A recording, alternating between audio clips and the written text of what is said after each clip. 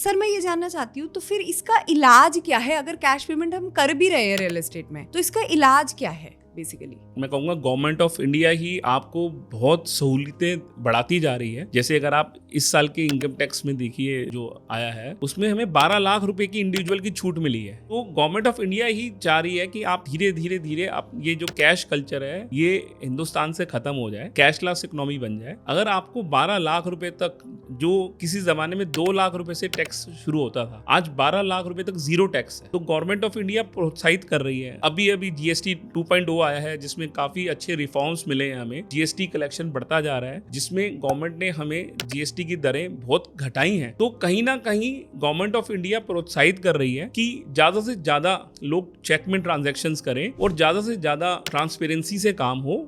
और last year जुलाई 2024 से तो बहुत ही बढ़िया गवर्नमेंट ऑफ इंडिया ने स्कीम निकाली है, LTCG, long term capital gain, जो टैक्स है, जो दर गवर्नमेंट ऑफ इंडिया ने जुलाई 2024 से फ्लैट 12.5% कर दी है। यानी कि अगर आपकी प्रॉपर्टी 2 साल पुरानी है, सिर्फ 24 महीने हो चुके हैं, तो उसके बाद वो प्रॉपर्टी आप कभी भी बेचते हैं। सपोज करिए आपने 2020 में या 2022 में आपने कोई प्रॉपर्टी 1 करोड़ रुपए की खरीदी थी, और आज 3 साल बाद अगर आप उस प्रॉपर्टी को बेचते हैं, सपोज करिए 1 करोड़ की प्रॉपर्टी थी वो, और आप उसको 3 करोड़ रुपए में बेच रहे हैं, प्रॉपर्टी को खरीदे हुए आपको 24 महीने से ज्यादा हो गए, तो उसमें जो आपको टैक्स लगेगा सिर्फ 12.5% लगेगा मात्र। तो अगर 3 करोड़ वाली प्रॉपर्टी आप बेच रहे हैं, जो जिसको आपने 1 करोड़ में खरीदा था, तो 2 करोड़ रुपए का टैक्स सिर्फ 12.5% के रेट से आपको पड़ेगा।